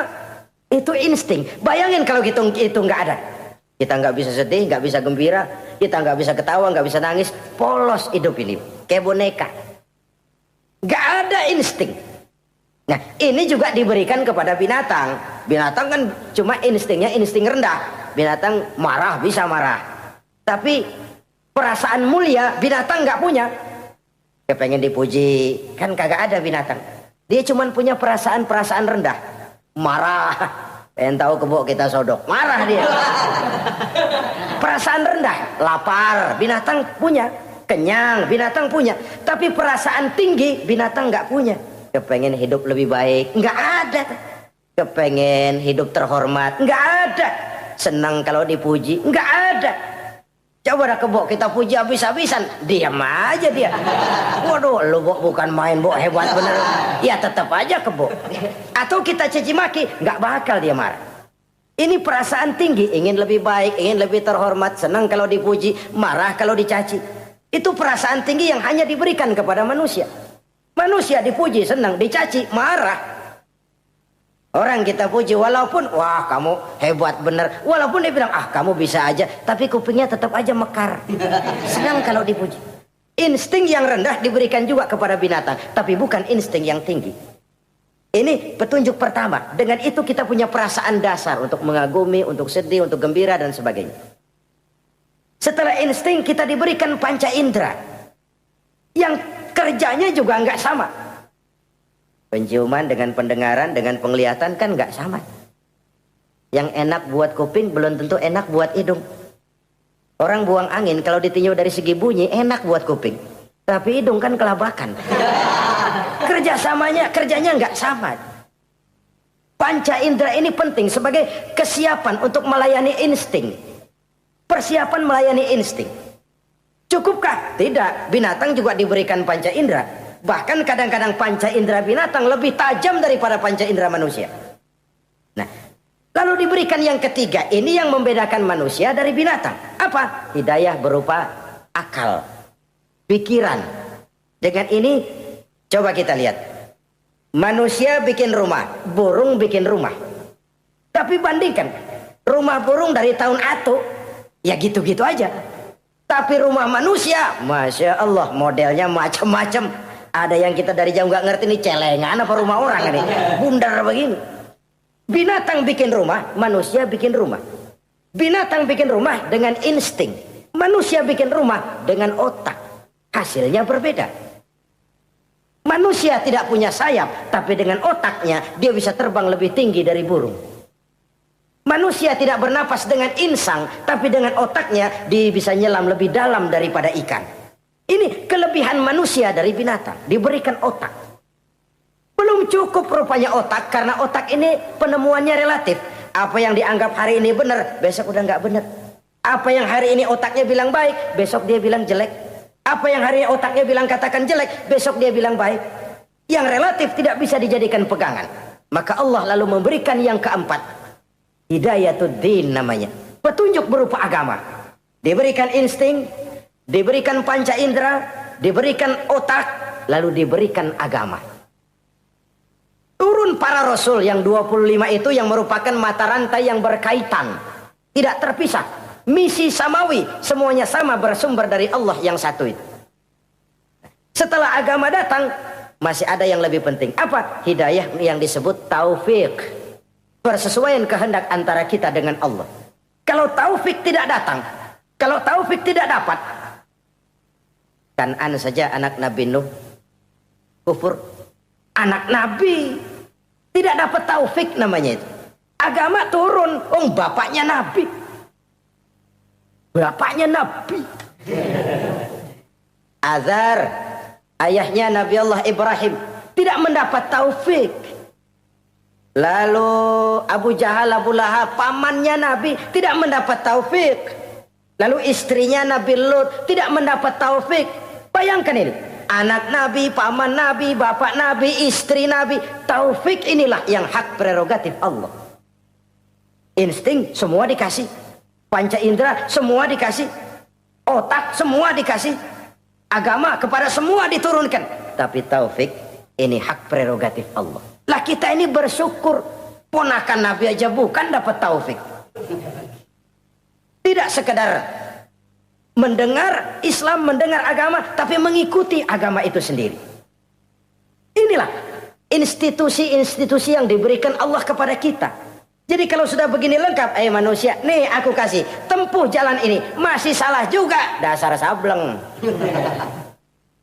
Pantas kalau Allah mengadili. Pantas kalau Allah memberikan sanksi. Kenapa? Rasul udah turun, otak dikasih, panca indera dikasih, peringatan dikasih, masih salah juga. Pantas dong kalau diadili. Kecuali kalau Allah nggak nurunin apa-apa. Hidup dah selagu-lagu lu sono. Mau guling, mau gupak, terserah deh. Kalau begitu, lalu ada pengadilan, nggak adil. Ini institusinya lengkap kok. Pantas kalau Allah mengadakan pengadilan di akhirat. Pantas kalau Allah meminta kita pertanggungan jawab. Komplit begini rupa. Nah, termasuk di dalamnya kita percaya kepada yang gaib ini. Bahwa ada yang tidak nyata di balik yang nyata ini. Ada yang kita percaya kebaikannya. Ada yang kita percaya sekedar percaya saja. Kayak setan, iblis, kita percaya adanya. Tapi kan nggak wajib ngikutin. Termasuk mempelajari ilmu-ilmunya setan, ilmu-ilmunya iblis. Tenung, santet, nujum-nujuman, ramal-ramalan, itu kan ilmu-ilmunya setan, ilmu-ilmunya iblis. Belajar saja pun jangan, belajar saja pun nggak boleh, apalagi sampai mengamalkannya. Karena tatkala kita belajar, apalagi mengamalkan, kita sudah bersekutu dengan setan dan iblis. Na'udzubillah summa na'udzubillah. Ini yang pertama. Jadi orang yang bertakwa itu sifatnya yang pertama, dia percaya kepada yang gaib. Di balik yang nyata ada yang tidak nyata. Lah, saudara-saudara, jangankan yang alam seperti ini ya, alam kubur, alam akhirat. Masih di alam nyata ini saja ada sesuatu yang hanya kita bisa rasakan tapi nggak bisa kita lihat, nggak bisa kita pegang. Contohnya angin. Ada tuh, kita rasain tapi kan nggak bisa kita pegang. Bentuknya bagaimana kita nggak tahu. Wah, merah pak, kenapa? Buktinya dikerok. Itu mah merah kerokan, bukan warna angin merah. Sesuatu yang ada tapi hanya bisa kita rasakan. Pedas, makan cabai pedas. Pedas itu ada, tapi kan abstrak. Mana sih pedasnya? Nggak bisa kita pegang, nggak bisa kita lihat, tapi kita rasain. Oh, itu yang hijau mah cabai, mang. Pedasnya mana pedasnya? Sesuatu yang cuma ada rasa, tanpa bentuk, tanpa bisa kita jamah. Ini satu langkah untuk mengantar kita memahami yang gaib. Yang masih dalam alam nyata saja ada sesuatu yang kita cuma merasakan adanya, tapi kita nggak bisa lihat, kita nggak bisa pegang.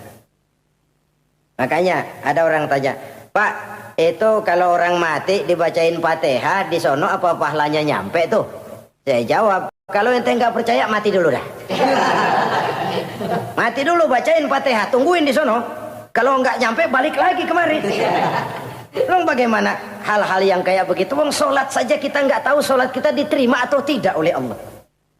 Kita puasa, kita hanya melaksanakan. Allah mau terima apa tidak kita nggak tahu. Itu yang nyata-nyata, apalagi sudah berkaitan dengan hal-hal yang gaib. Ini sifat yang pertama, orang yang bertakwa, alladzina yu'minuna bil ghaib, dia percaya kepada yang gaib. Alam kubur itu ada, alam akhirat ada, malaikat ada, jin ada, surga ada, neraka ada, dan lain sebagainya. Satu. Yang kedua, orang yang bertakwa itu wa yuqimunas shalah. Setelah percaya kepada yang gaib, mereka juga mendirikan sholat. Nah, mari kita lihat ayatnya. Selalu yang berkaitan dengan sholat itu kalimatnya yuqimunas shalah. Mendirikan sholat. Bukan mengerjakan. Gak ada ayat i'malis sholah, if'alis sholah, kerjakan sholat. Gak ada. Selalu aqimis sholah, dirikan sholat. Kenapa? Kata para ulama, kalimat mendirikan ini mengandung makna istimrar, mengandung arti kontinuitas, ada kelanjutan. Mendirikan sholat artinya mengerjakan sholat dengan betul. Selesai sholat, ajaran sholat diterjemahkan dalam kehidupan. Itu artinya mendirikan sholat. Nah, kalau dilihat dari sisi ini, banyak di antara kita yang sudah mengerjakan sholat tapi belum mendirikan sholat. Sebab mendirikan istimrar, ada kesinambungan. Selesai sholat, ajaran sholat diterjemahkan di tengah-tengah kehidupan bermasyarakat. Sehingga sholatnya punya refleksi, sholatnya punya bias dalam membentuk kepribadian dirinya. Ini kadang-kadang rancu. Yang sembahyang dia, yang nyolong dia. Yang baca Quran dia, yang fitnah orang dia. Yang sedekah dia, yang nyolong dia juga. Ansip bingung bagaimana mutusinnya. Kalau mendirikan sholat mengandung arti kesinambungan, selesai sholat, ajaran sholat diterjemahkan dalam kehidupan. Apa? Banyak tentunya. Misalnya sholat melahirkan sikap rendah hati, melahirkan keikhlasan, melahirkan sifat jujur, melahirkan sifat disiplin, dan lain sebagainya. Dan itu diterjemahkan dalam kehidupan. Kita lihat, ini anggota badan kita yang paling terhormat kan kepala. Kalau bercanda sama teman, dipegang tangan, kita masih senyum. Dipegang kaki, kita masih senyum. Tapi kalau pala dikeplakin, jengkel bukan main. Kenapa? Al-Mukarram itu adanya di sini. Otak, di kepala. Tapi kepala yang kita hormati ini ketika sujud di hadapan Allah sama rendahnya dengan telapak kaki kita. Allahu Akbar. Yang besar cuma Allah. Manusia, kepala sama rendah dengan telapak kaki. Kesadaran ini membias, selesai sholat, kembali ke masyarakat, sombongnya hilang. Apalagi ikhlas. Sholat itu kan lillahi ta'ala. Orang mau puji apa tidak, enggak soal. Orang mau bilang ini, mau bilang itu, soal lain. Yang penting ini saya kerjakan lillahi ta'ala, karena Allah saja, bukan karena yang lain. Disiplin. Sehari semalam 5 kali kita lapor kepada Sang Maha Komandan. Bagaimana tidak akan tercegah dari perbuatan yang keji dan munkar? Seorang prajurit saja, kalau sehari semalam 5 kali dia lapor kepada komandannya, saya yakin dia tidak akan sempat melaporkan yang tidak baik. Pantas kalau Al-Quran memberikan jaminan solat mampu mencegah manusia dari perbuatan yang keji dan munkar. Masih ada yang tanya, Pak, katanya sembahyang mencegah orang berbuat jahat. Iya, teman saya kok sembahyang nyolong ayam. Bagus, sembahyang nyolong ayam. Coba nggak sembahyang, nyolong motor. Gedean lagi yang dicolong. Dan sebenarnya itu bukan jawaban, itu cuma logika saja. Yang benar adalah solatnya belum berfungsi. Dia baru mengerjakan solat, belum mendirikan solat. Inilah yang kalau kita jujur mau bicara, inilah problem kita sekarang ini. Mengislamkan orang Islam. Bagaimana dari mengerjakan solat kita menjadi mendirikan solat. Agar solat itu membuahkan hasil berupa pembentukan kepribadian. Di tengah-tengah kehidupan sosial kemasyarakatan. Kalau tidak, ya sekedar terjebak kepada rutinitas. Pergi haji begitu, pulang haji bikin gila. Masuk Ramadan begitu, selesai Ramadan ya tetap begitu. Ibadah tidak memberikan bias dalam pembentukan pribadi. Itulah sebabnya digunakan kalimat yuqimunas sholat, mendirikan sholat, yang mengandung arti berkesinambungan. Selesai sholat, jiwa dan semangat, ajaran dan filsafat sholat diterjemahkannya dalam kehidupan sehari-hari. Saudara-saudara kaum muslimin rahimakumullah. Sifat yang ketiga dari orang takwa adalah wa mimma razaqnahum yunfiqun. Mereka menginfakkan sebagian dari rizki yang diberikan Allah kepada mereka. Rizki menurut definisi yang diberikan para ulama kita, ar-rizqu bimakna al-ata hissiyan kana aw ma'nawiyan. Rizki adalah pemberian, baik yang abstrak maupun yang konkret. Selama ini kita sering mengartikan rizki hanya dalam bentuk uang, sehingga rizki kita dibatasi oleh pengertian kita sendiri. Padahal tidak cuma uang, ilmu adalah rizki, jabatan dan kedudukan adalah rizki, otoritas dan wibawa juga rizki, anak, istri, suami juga rizki. Ketika ayat ini mengatakan wa mimma razaqnahum yunfiqun, mereka menginfakkan sebagian dari rizki, yang dimaksud di sini adalah rizki yang konkret dalam bentuk materi, uang, benda dan lain sebagainya. Orang yang bertakwa sadar benar dari Allah rizki datang, ke jalan Allah rizki dibelanjakan. Semakin kita rajin membelanjakan rizki di jalan Allah, biasanya akan semakin mengalir rezeki dari Allah. Semakin bakhil kita, kadang-kadang rezeki juga malas deketin kita. Yang keempat, orang yang bertakwa itu alladzina yu'minuna bima unzila ilaika wa ma unzila min qablik. Mereka beriman, mereka percaya kepada apa yang diturunkan terhadap Muhammad, yaitu Al-Quran, wa ma unzila min qablika, dan apa yang telah diturunkan sebelum kamu, yaitu Taurat, Zabur dan Injil. Orang yang takwa percaya bahwa Allah dahulu telah menurunkan Taurat kepada Musa, Allah telah menurunkan Zabur kepada Nabi Daud, Allah telah menurunkan Injil kepada Nabi Isa. Percaya sekadar percaya, tidak wajib mengamalkan ajarannya. Kita percaya Taurat itu kitabnya Allah, Injil dahulu yang diturunkan kepada Nabi Isa kitab Allah, Zabur kitab Allah. Percaya sekadar percaya, bukan percaya kemudian mengamalkan, bukan. Karena dengan turunnya Al-Quran, maka seluruh kitab-kitab terdahulu sudah tercakup di dalam Al-Quran. Orang yang bertakwa percaya kepada apa yang diturunkan terhadap Nabi Muhammad. Apa itu? Al-Quranul Karim. Bagaimana kepercayaan kita kepada Al-Quran? Bahwa dia kitab suci yang isi dan redaksinya langsung dari Allah, yang kita membacanya beribadah, mengerti atau tidak mengerti artinya. Akan lebih baik setelah bisa membaca, mengerti, kemudian mengamalkannya dalam kehidupan kita.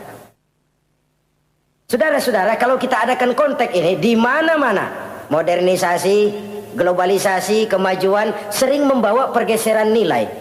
Dulu, ini zaman dulu ya, Waktu listrik belum masuk desa, kita rasakan betul. Kalau masuk kampung berasa banyak orang Islam. Padahal rumah pakai lampu templok, lampu tempel, paling banter, patroma. Tapi kita masuk kampung berasa kok banyak orang Islam. Kenapa? Suara Al-Quran kedengaran dari rumah-rumah. Kenapa? Ada anak-anak muda lagi latihan baca barzanji. Kenapa? Ada patayat, santri-santri wanita lagi baca sholawatan. Kenapa? Nenek-nenek lagi ngapalin sifat 20 sembari nyisik. Wujud artinya ada, maka mustahil Allah. Zaman dulu terjadilah modernisasi, listrik masuk desa. Apa yang kita lihat? Rumah pada terang. Terus televisi main gede-gedean. Lalu radio kaset main kenceng-kencengan. Tergeserlah suara Al-Quran, apalagi sholawatan, apalagi barzanjian. Apa tidak boleh? Ya boleh saja. Apa tidak bagus? Ya bagus saja. Tapi kalau harus menggeser, apalagi menggusur nilai-nilai positif, itu yang kita prihatin. Kan Nabi mengingatkan, la tattabi'anna sunnana man kana qablakum shibran bi shibrin wa zira'an bi zira'in. Kamu akan ikuti tingkah laku orang-orang sebelum kamu. Cuma ikut-ikutannya nggak berasa. Sejengkal, lalu sehasta, lalu semeter, lalu 3 meter. Begitu enak kamu ikut-ikutan budaya orang lain. Sampai yang kamu ikuti masuk lubang biawak, kamu akan masuk juga ke dalamnya. Inilah kehidupan kita, inilah kehidupan anak-anak kita. Jujur mereka lebih kenal Valentine Day daripada Muharram. Anak-anak kita, anak-anak muslim kalau kita menghitung Muharram sampai Zulhijjah nggak hafal. Kalau Januari sampai Desember anak-anak kita bangun tidur hafal. Muharram sampai Zulhijjah, jangan anaknya, bapaknya keder. Kita hanyut oleh budaya-budaya yang, ya bukan saya katakan bukan tidak baik. Tapi kalau harus menggeser, apalagi menggusur yang ada kaitannya dengan nilai agama, ini kan ironi. Ikut-ikutan kita sejengkal, semeter, sampai yang diikutin masuk lubang biawak, udah kadang asik ikut, ya ikut juga nyemplung ke dalamnya. Orang sering katakan mula-mula dari nama dulu nih yang kagak begitu kelihatan pengaruhnya. Mula-mula malu pakai nama yang berbau Quran, malu pakai nama yang berbau Islam. Dari nama nanti dia pindah ke pakaian, dari pakaian dia pindah ke pergaulan. Kalau sudah pindah ke pergaulan dikhawatirkan pindah agama pun nggak terasa. Wah, semua agama sama, semua agama bagus. Lalu bagaimana? Bagaimana musimnya aja. Ironi, menyedihkan, memilukan, bahkan memalukan. Yang tidak boleh kan fanatik kepada guru, yang tidak boleh kan fanatik kepada suku. Kalau kepada agama fanatik itu wajib, dalam arti bukan sempit, berpegang teguh kepada agama. Satu sikap yang wajar, bahwa penganut suatu agama menganggap cuma agamanya yang benar. Itu sikap setiap penganut agama. Orang Kristen begitu, orang Hindu begitu, orang Buddha begitu. Kenapa kalau orang Islam begitu lalu dianggap ekstrim? Sebagai Muslim saya yakin cuma Islam yang benar. Kristen juga akan bilang begitu. Kristen yang benar, Buddha juga akan bilang begitu. Ini fanatisme dan wajar penganut suatu agama menganggap cuma agamanya yang benar. Yang lain juga bersikap begitu. Tapi kalau Islam saja yang bilang ekstrim katanya. Dunia internasional sendiri kadang-kadang kalau sudah ekstremis, teroris, kok cepat sekali alamatnya ke Islam. Saudara-saudara kaum muslimin, rahimakumullah. Saya kembali kepada soal kita. Begitu enak kamu ikut-ikutan, yang kamu ikuti masuk ke lubang biawak, kamu akan ikut juga masuk ke dalamnya. Maka hati-hati bergaul. Maka hati-hati memilih teman. Maka baik teman pergaulan, lebih-lebih teman hidup. Karena orang sering bilang cinta itu love is blind katanya ya. Cinta itu kotok. Cinta itu buta. Cinta itu lamur. Nggak bisa bedain coklat. Nggak bisa bedain yang lain-lain. Orang sering kehilangan pertimbangan. Demi cinta akidah terjual. Demi cinta akidah tergadai. Tidak ada kemalangan yang paling malang kecuali kalau kita harus berpisah dengan akidah. Sebab itu modal dasar. Nah, orang yang bertakwa dia beriman kepada Al-Quran. Beriman kepada Quran artinya apa? Menjadikan Quran sebagai imam dan dia sebagai makmum. Konsekuensinya makmum harus ikut imam. Selain Quran dia percaya kepada Injil, kepada Zabur, kepada Taurat. Dilihat dari sudut ini, umat Islam itu lebih toleran loh. Orang lain yang megang Injil nggak bakal percaya kepada Quran. Orang lain yang memegang Taurat nggak akan percaya kepada Quran. Tapi orang yang megang Quran, dia percaya kepada Injil, dia percaya kepada Taurat. Dari sudut ini kan kita lebih toleran. Allah dahulu menurunkan Injil kepada Isa. Yang Injil itu yang kita percaya. Yang Allah turunkan kepada Isa. Yang Allah turunkan Taurat kepada Musa. Bukan yang telah terkena intervensi dan investasi manusiawi. Dan percaya pun terbatas percaya kepada adanya, bukan kepada mengamalkannya. Kenapa? Karena ordenya udah lewat. Kita percaya Bung Karno adalah presiden pertama Republik Indonesia. Tapi kan udah lewat. Udah lewat. Kita percaya Bung Karno presiden pertama Republik Indonesia. Tapi kan udah lewat, udah selesai. Begitulah kita mempercayai Taurat, mempercayai Injil. Ada, kita percaya, tapi kan udah selesai misinya. Yang berlangsung sampai akhirat nanti adalah Al-Quranul Karim. Orang yang bertakwa meyakini itu. Ini yang keempat. Yang kelima, wabil akhirati hum yuqinun. Mereka yakin, orang bertakwa ini, kepada adanya akhirat. Kalau itu kan gampang, semua orang juga yakin. Loh, bukan sekedar yakin, sekedar percaya. Yalah, percaya kepada Allah, percaya kepada akhirat, pokoknya percaya. Bagaimana? Ya begitu, pokoknya percaya. Bukan itu. Kepercayaan yang memberikan refleksi. Iya ya, akhirat ada. Ada hidup sesudah mati, ada akhirat sesudah dunia. Saya memang benar kepengen cepat kaya, tapi kalau nipu orang nanti di akhirat bagaimana? Ini loh. Saya memang benar kepengen cepat naik pangkat, tapi kalau mesti jilat atas injak bawah, sikut kiri kanan, teman jadi lawan, lawan jadi teman, di akhirat saya bagaimana? Ini loh percaya akhirat itu. Saya memang benar kepengen cepat kaya, tapi kalau makan renten nanti di akhirat bagaimana? Kepercayaan yang mewarnai gerak kehidupan. Kalau percaya sekedar percaya, yang buta campur budak juga percaya akhirat ada. Tapi kan kepercayaan yang memberikan refleksi, mewarnai gerak hidup kita. Loh, enggak gitu. Orang yang percaya akhirat itu gayanya enggak gitu. Orang yang percaya akhirat itu sikapnya enggak gitu. Orang yang percaya akhirat jalannya enggak gitu. Orang yang percaya akhirat ngomongnya enggak asal ngomong. Kepercayaan yang memberikan refleksi terhadap gerak hidup. Nah, ini refleksi dari sifat-sifat takwa. Saudara-saudara, kalau itulah sifat-sifat orang takwa, lalu terhadap mereka yang takwa ini, karunia apa yang diberikan Allah? Apa keutamaan mereka? Mari kita kutip beberapa ayat. Pertama, ini janji Allah ya. Wa may yattaqillaha yaj'al lahu makhraja. Siapa yang bertakwa kepada Allah, maka ia akan diberikan jalan keluar dari segala macam kesulitan. Masya Allah. Orang takwa itu kan orang yang dekat dengan Allah. Kalau sudah dekat dengan Allah, everything is running well. Apa yang nggak selesai? Impossible, kata otak. Tidak mungkin, kata rasio. Mana bisa menurut kebiasaan. Tapi orang yang takwa selalu saja ada jalan keluar. Selalu diberikan Allah jalan keluar. Ini yang faktor yang irasional. Faktor yang non komputer. Faktor yang samawi. Allah yang mau, ada saja jalan keluar. Coba. Waktu terjadi peristiwa hijrah, Masya Allah. Rasulullah itu sudah dikepung rapat rumahnya, pagar betis. Jangan manusia, tikus saja nggak bisa lewat. Rapat di pagar betis. Kesepakatan sudah jelas, membunuh Muhammad bersama-sama. Apa yang terjadi? Ketika Nabi keluar, buka pintu. وَجَعَلْنَا مِنْ بَيْنِ أَيْدِيهِمْ سَدًّا وَمِنْ خَلْفِهِمْ سَدًّا فَأَغْشَيْنَاهُمْ فَهُمْ لَا يُبْصِرُونَ. Di depan, belakang, di kiri, kanan mereka kami jadikan dinding. Kami butakan mereka. Mereka enggak lihat Muhammad keluar dari rumahnya. Allah berikan jalan keluar. Padahal Quraisy siaga satu, pita merah, apel siap, mata menteleng, Nabi lewat enggak kelihatan. Persis ikan bandeng. Ikan bandeng kan melotot, colok diam aja.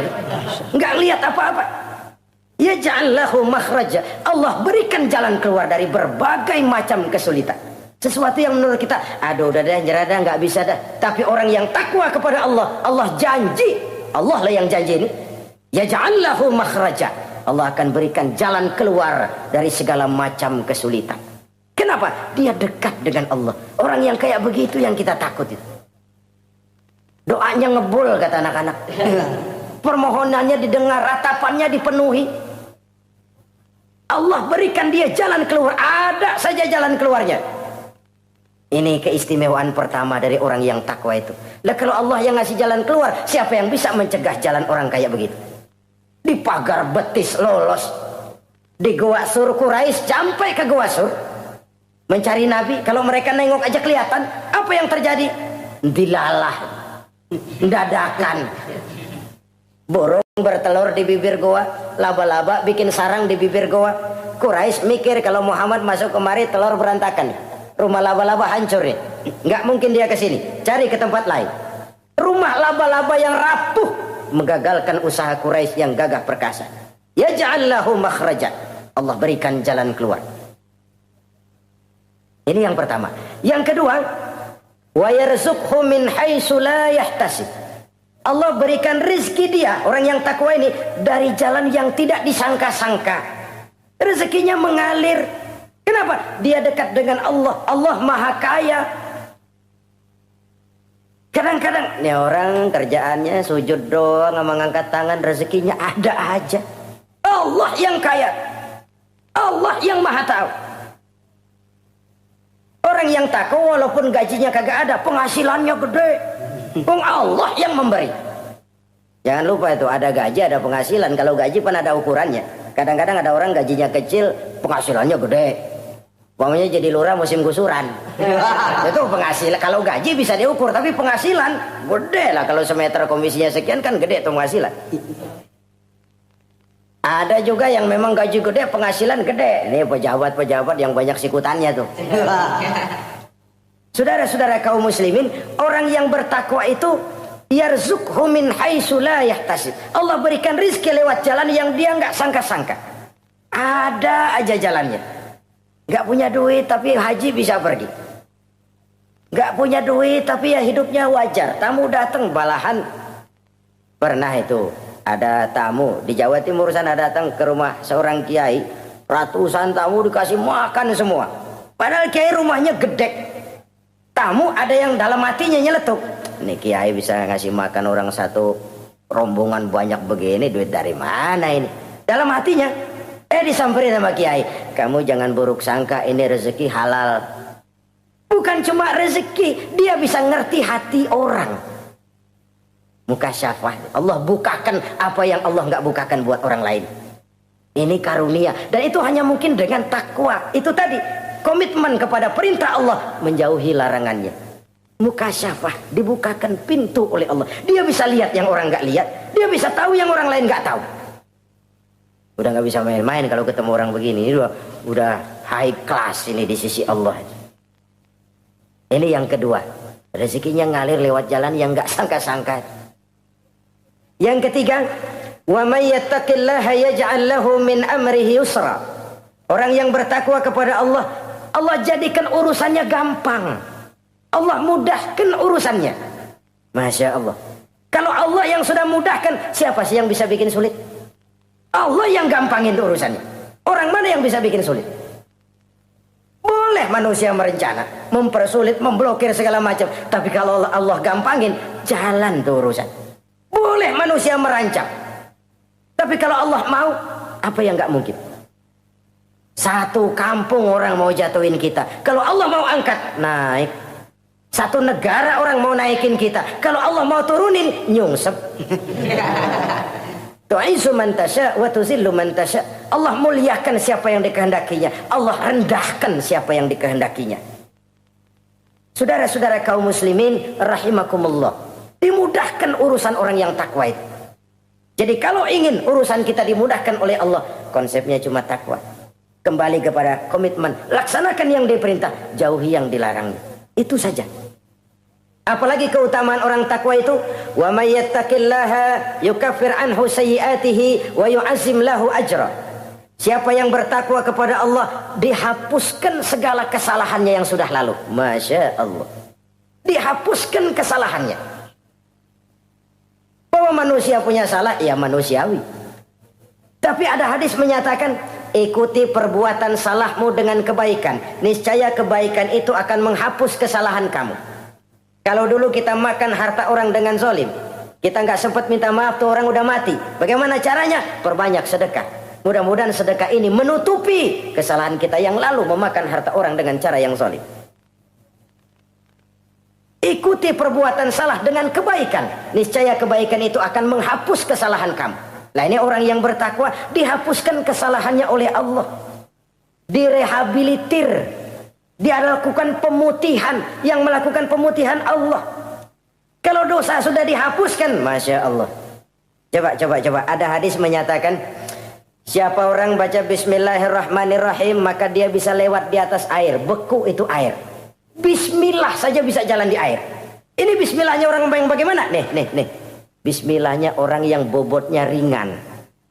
Bobotnya ringan, dia bisa jalan di air. Kenapa bobotnya ringan? Dosanya pemutihan. Model kita 16 kali baca bismillah, lewat di empang kelelep aja.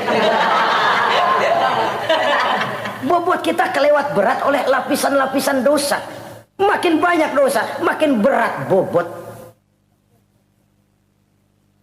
Lalu bagaimana kita mau mendapat kemudahan dari berbagai urusan? Bung, dosa kita berlipat-lipat. Kata Imam Ghazali, hati itu kayak kaca. Bening pada asalnya. Itu kan fitrah. Tiap kali kita berbuat dosa, noda. Plek. Tapi orang yang rajin istighfar, orang yang rajin berbuat baik, noda itu dia bersihin tuh, dia lap, rek. Sehingga kaca ini walaupun dia terkena kotoran, tapi bersih lagi. Kenapa? Rajin dilap, rajin istighfar, rajin berbuat baik untuk menutupi kesalahan. Tapi kalau istighfar tidak berbuat baik berat, itu nanti itu kotoran-kotoran di kaca itu berubah jadi tieng. Tahu tieng? Udah susah diilangin kotorannya, berkarat di atas kaca. Kalau dosa sudah berkarat di hati, susah dihapus, berat untuk taubat, berat untuk melakukan kebajikan, itu sudah kerugian besar buat kita semua. Orang yang baik bukan orang yang tidak pernah salah. Orang yang baik adalah orang yang kalau dia berbuat salah dia sadar, dijadikannya pelajaran untuk tidak diulanginya lagi pada masa yang akan datang. Manusia dalam Islam tidak dilahirkan dengan dosa, tidak. Manusia bertanggung jawab terhadap perbuatannya sendiri-sendiri. Oleh karenanya, apabila kita terjatuh berbuat salah, cepatlah adakan perbaikan. Orang yang bertakwa dihapuskan kesalahannya oleh Allah, dilakukan pemutihan. Ya sama juga televisi lah. Kita dulu udah lupa bayar, kelamaan numpuk. Akhirnya kan kata petugas, yang bulan ini bayar aja dah, yang bulan ini aja dah, yang lain mah pemutihan. Kenapa? Dia sudah lihat kita punya tanda-tanda baik, pengen membayar dengan sebagaimana mestinya. Dari ketakwaan kepada Allah. Lalu wa yu'azzim lahu ajra. Orang yang bertakwa itu diperbesar pahala kebaikannya. Masya Allah. Sudah dosa dihapus, dia diampuni, diputihkan, kebaikannya dilipat gandakan pahalanya. Padahal kita semua sama-sama maklum. Inilah kenikmatan Islam. Kalau kita berbuat jahat, dibalas dengan yang setimpal. Kalau kita berbuat baik, dibalas berlipat ganda. Wallahu yudha'ifu liman yasha. Allah melipat gandakan pahala kebaikan bagi orang yang dikehendakinya. Alangkah pemurahnya Allah. Dosa kebaikan berlipat ganda, dosa kesalahan seimbang dengan kesalahan itu. Karena itu kata para ulama sufi, kalau kamu berbuat jahat, jangan lihat besar kecilnya, tapi lihat kepada siapa kejahatan kamu lakukan. Kalau kamu mendapat kebaikan, jangan lihat besar kecilnya, tapi lihat siapa yang ngasih kebaikan itu. Kecil dosa kita lakukan, tapi kepada Allah. Sedikit karunia yang kita terima, Allah yang ngasih. Logikanya begini. Saya ketemu menteri, dikasih duit 5.000 perak, 5.000 rupiah. Karena yang ngasih menteri, itu duit barangkali saya jadiin jimat. Nggak saya belanja-belanjain. Saya simpan. Kenapa? Buat bangga-banggaan, buat cerita-ceritaan. Saya ketemu menteri masa nih 5.000 perak dikasih. Menteri yang ngasih 5.000 rupiah, saya simpan, saya jadikan kebanggaan. Bagaimana kalau yang ngasih Allah, yang serba maha, maha kaya, maha adil, maha tahu, kita lupakan. Akaltum ni'mata rabbikum walam tashkurulah. Tiap saat kita namakan nikmat Allah, tapi kita lupa bersyukur kepadanya.